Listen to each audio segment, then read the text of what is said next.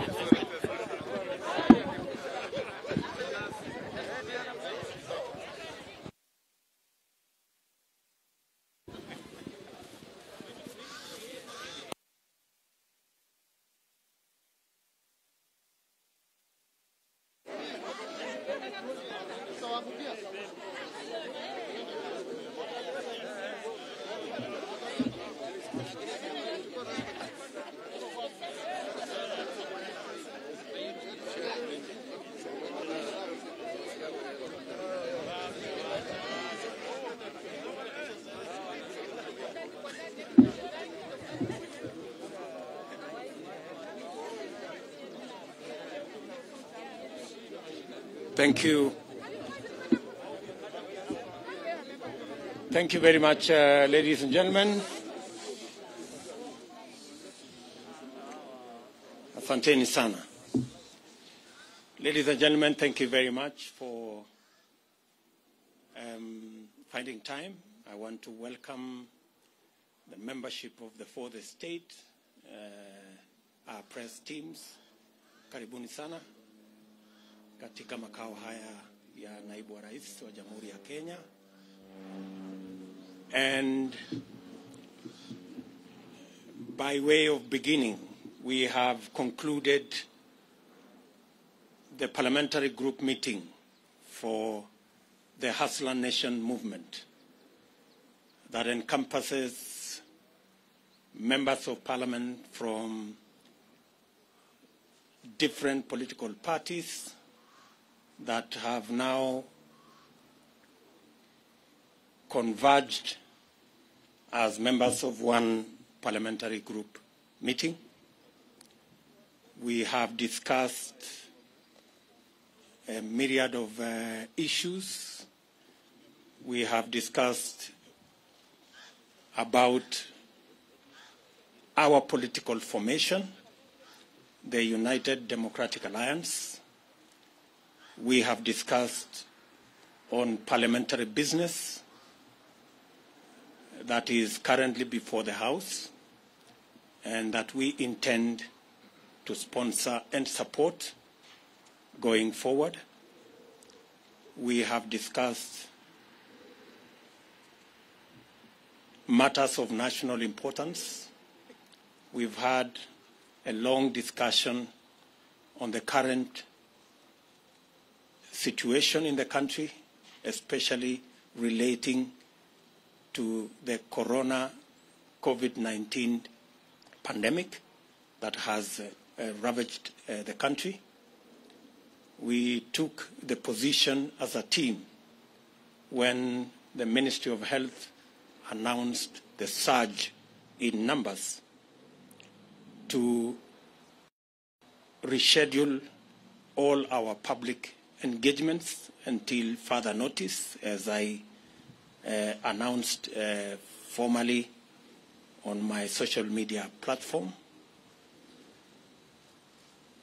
We've had also an in-depth discussion on matters to do with what we believe should be the current engagement on managing the COVID-19 pandemic, especially with reference to vaccination. And we are going to make a statement about that.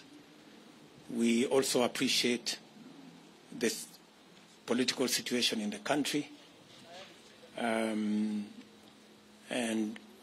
we've also discussed on other matters of housekeeping and how we intend to engage the public in our responsibilities, different responsibilities as members of parliament, as senators, and as leaders in the Republic of Kenya.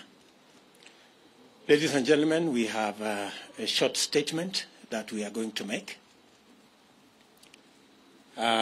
We appreciate that, as we said about 2 years ago, that it was the intention of this team to change the political conversation in our country. We are very proud and happy that finally the conversation in Kenya has changed. And today we are not discussing about constitutional change. We are discussing matters economy. That we are not engaged in an exercise of trying to create positions for leaders, that we are in the passionate engagement to see how we can create jobs for ordinary citizens. That today in Kenya, the conversation is not about leaders and what is in it for them in the next political dispensation. The discussion is what is in it for Mama Mboga, the boda guys, the ordinary people in Kenya. We are very proud that while in the past we were discussing about the Prime Minister and Deputy Prime Minister and other positions, today Mama Mboga has taken the center stage. And the boda guy is at the heart of the political conversation in Kenya. We welcome our competitors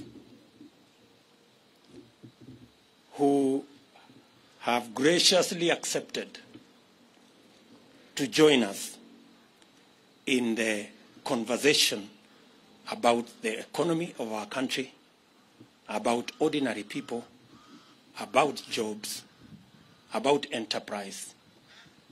We want to tell them we are ready and we want to engage in that conversation that is going to bury forever the politics of ethnicity, the politics of division and hate, and is going to elevate our political competition to the realm of issues that would make a difference in the lives of the people of Kenya. We understand that our competitors have criticized matters to do with the economy and matters to do with our bottom-up model. We welcome all the criticism because it is an avenue for us to improve on our model. And while we are at it, they should equally explain to the country how their trickle-down economic model that has not worked for the last 50, 60 years is going to work this time round. It is a healthy conversation. We want to persuade them to remove insults and the reference to bottom-up or bottoms-up liquor competition or anatomy of different parts of the body. We should get rid of those insults. Let us have a healthy competition, a conversation about the economy of our country. Kenya will be a lot better, and Kenya stands a chance to be greater when we all engage in issues, especially on the bottom-up economic model, to lift the millions of citizens of our nation that today either are jobless or are hustling, or farmers and pastoralists and herders who are on food relief. It is our very considered view that our focus on these 15 million Kenyans will not only help us broaden and expand and recruit new taxpayers. We will have the necessary, they will help us to raise the necessary resources to run government, and also the necessary resources for us to retire debt that is becoming a crisis in our country. I do not wish to say more than that.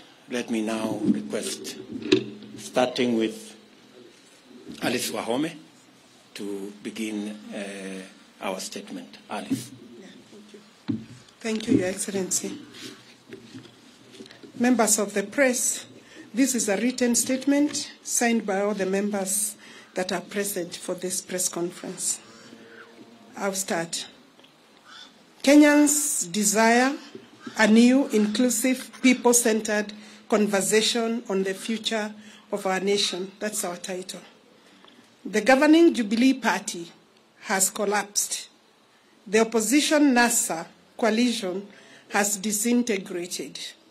The Hasran nation has found a new home in the United Democratic Alliance. We welcome all Kenyans who desire a greater future to join us in the United Democratic Alliance. In 2017, Jubilee was elected by an overwhelming majority on the platform of the Big Four agenda that was anchored on the success of the party's first term. Subsequently, a merger of the governing party and the opposition coalition was occasioned by the handshake that was presented ostensibly as a framework for peace and economic growth.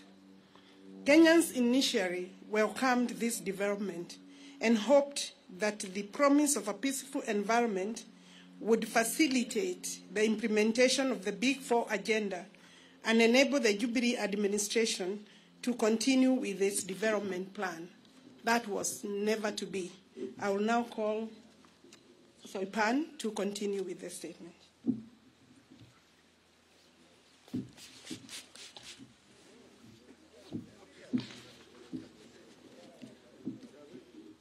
Sadly, this framework degenerated into an unnecessary, arbitrary, selfish, and unconstitutional attempt at changing the Constitution that occasioned unlawful and unbudgeted expenditure of billions of shillings of public resources that are to date unaccounted for and are a subject of the Auditor General's inquiry. Little wonder, a recent survey has shown that 72% of Kenyans believe that the country is headed in the wrong direction. For 4 good years, the country has been engaged in the BBI process, characterized by hubris, chest thumping, blackmail, intimidation, and bribery. In this process, party parliamentary committee leadership and members who were perceived to be disagreeable to this scheme became victims of a vicious purge and expulsion. Besides, the criminal justice system, Kenya Revenue Authority, and other state agencies were mobilized and weaponized to intimidate, blackmail, victimize, and persecute leaders, business people, and ordinary Kenyans perceived to be opposed to this unconstitutional order, BBI, and its anti-people recommendations. This provided a leeway for the attempted vandalism of the constitution of our country. Fortunately, the judiciary made a very profound decision affirming the supremacy of the people, their constitution, and independent institutions. Honorable Cecily Mbarire.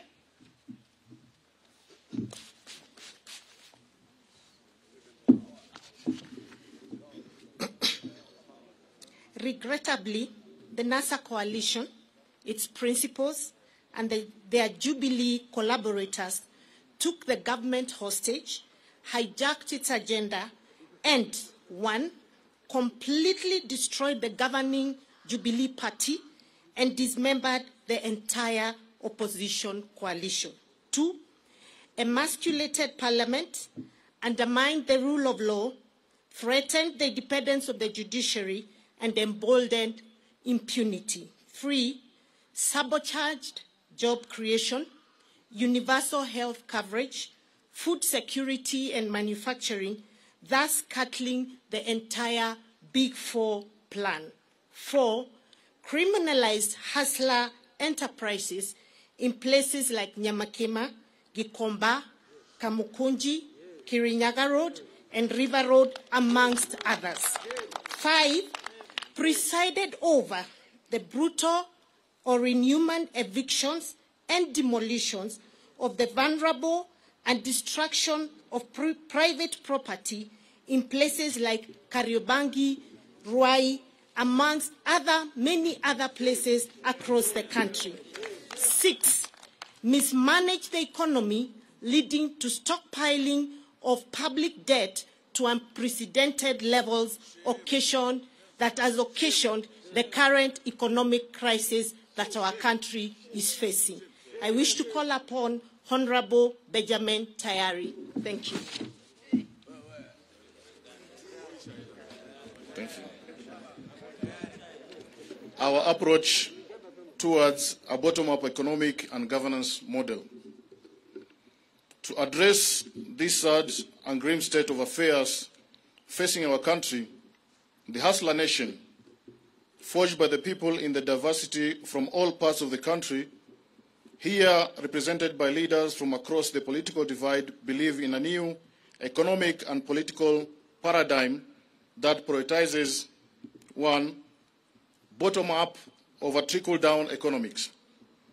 Two, the people over their leaders. Three, empowerment over power sharing. Four, jobs over positions. Five, enterprise over patronage. Six, economic transformation over opportunistic constitutional amendment. I hereby call Honorable Mabonga to continue.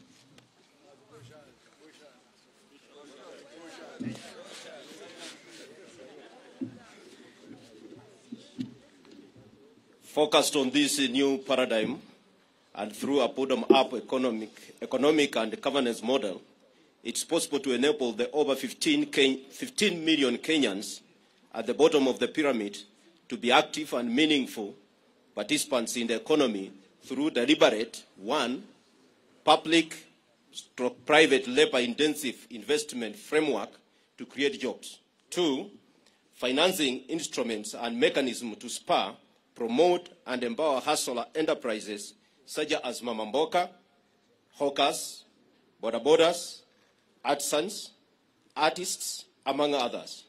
And then three, facilitation and enhancement of productivity of farmers, pastoralists, fisher folk, and other actors within agriculture value chain.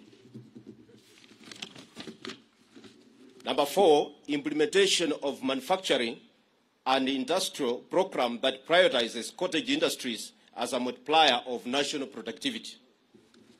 In the meantime, we will continue sponsoring and supporting people-centered legislation and policies that entrench the objectives of bottom-up economic and governance model. And we will also sensitize the public to remove what is in the heads of the majority. May I take this opportunity to invite the leader of majority, Hon Aden Duale, the man of all seasons.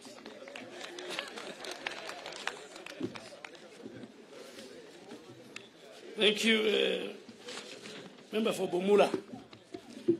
It is our considered view that to open up the economy, and this is on COVID-19 pandemic, as the PG, we have deliberated the matter, and we are saying it is our considered view that to open up the economy and to facilitate economic activity among our people, especially for the millions of hustlers, it is imperative on the part of government to proactively and decisively deal with the COVID-19 pandemic.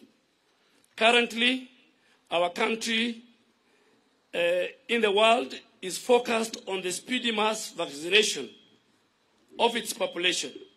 We expect the Ministry of Health to, without any further delay, to roll out the vaccination of Kenyans with immediate effect, as earlier communicated by government and more so by His Excellency the President. Through mass vaccination, we can save lives and progressively reopen our community, our economy, the way it has been done in many other countries. That is the end of our statement from the parliamentary group. We had 135 members of parliament from both houses. 15 have sent their apologies.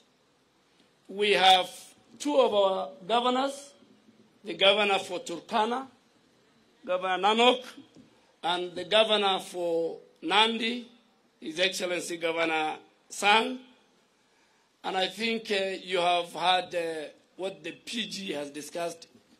Any other question you want to ask, if it is not part of our statement, that means it was not an agenda and we will not discuss it. But I think, as the Deputy President has said, mine is to send a message to our competitors, because the election is about 1 year to come. They believe in constitutional reforms and constitutional change. We believe the priority is the economy, and more so the bottom-up economic model. They believe in ganging up and forming tribal chieftain. We believe in a unified, unitary state, politics based on and space created for all Kenyans. They believe in sharing of positions, and that's why you see each one of them. They have no agenda, they have no manifesto, they have no economic model. Some are saying, my business is to deny William Ruto the presidency.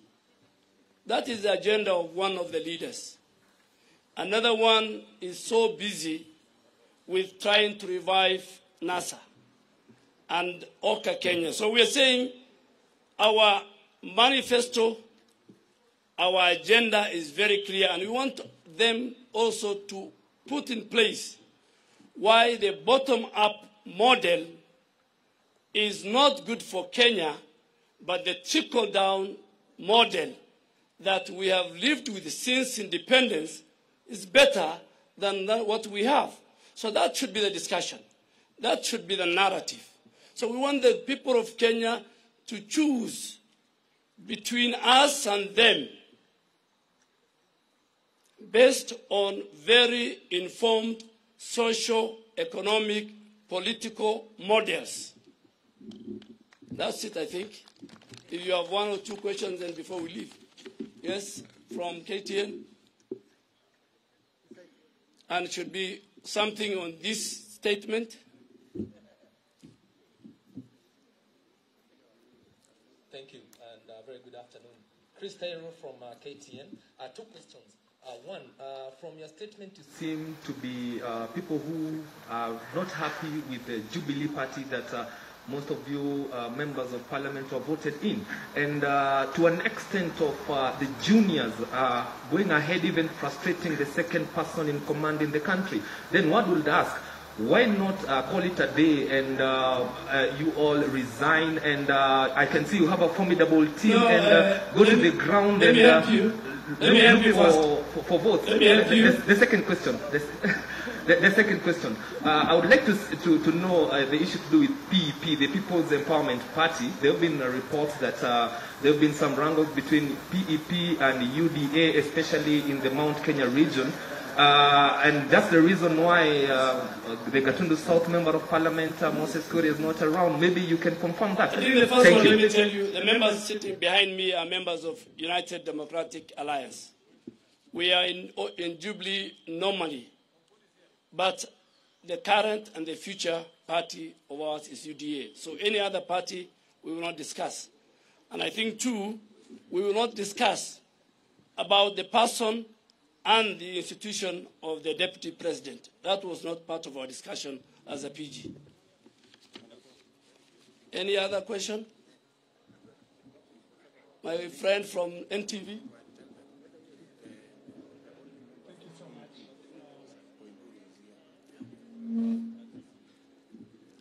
Thank you so much. And just before you ask, on PEP, the only member on PEP who is a hustler from the Hustler Nation is here and is part of our PG. And is here. Please. Thank you so much, Seth Olale, NTV. Just to ask if UDA is working with its affiliate TSP, Chama cha Kazi, and also you've said, bit of majority have said that, you know, you're either with us or not with us, but are you open as UDA now that we're going into a general election and we have a tradition of, you know, transfer of members of parliament and even politicians to other coalitions? Are you open to work with other coalitions such as OCAN, the rest? Thank you. Thank you very much, Mr. Olani. As has been communicated to you, that was not part of the discussion today. So, at an appropriate moment, when that becomes a subject of discussion in our PG, we will ably respond to what you have said. So please, hold your horses. Any other question? Yes? My question is about bottom-up. Can you be able to emphasize? We know the numbers of the youth in this country, they have no job. Can you be able to emphasize how are you going to improve that economically? Yeah, good question. Good question there. If amongst the 15 million people at the bottom of the pyramid is about 4 million jobless Kenyans, it is our considered position that through policy change in investments, by investing not in capital-intensive infrastructural programs, rather investing in labor-intensive infrastructural programs, for example, housing, cottage industry, agro-processing, value addition, informal manufacturing, we can create millions of jobs. I know the question many people ask, where are you going to find the money? Let me tell you, we didn't have to look for additional money for us to do the 10,000 kilometers of roads we have done. We changed the model of building roads. We didn't have economic model.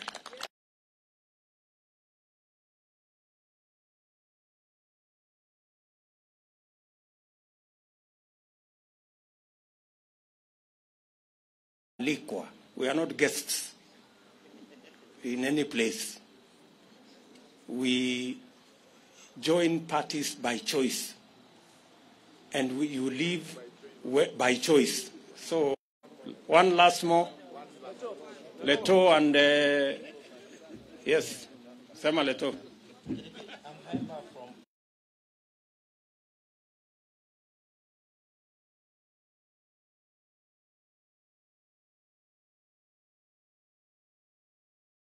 Since you were not in the room where I made that statement, maybe I will recommend.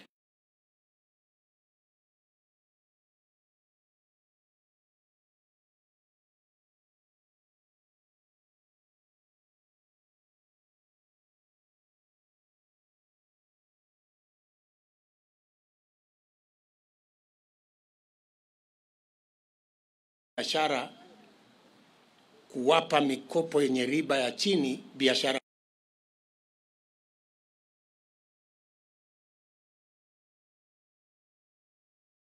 completely kukopa madeni, kwa sababu tutakuwa na pesa ambayo sisi wenyewe kwa kuzalisha uchumi wetu nyingi, na itatuwezesha kuendesha serikali yetu bila ya kwenda kutafuta mikopo. The big crisis of debt, by making sure we have more Kenyans brought into the tax-paying bracket, because we have enabled either them to get jobs or their enterprises to grow.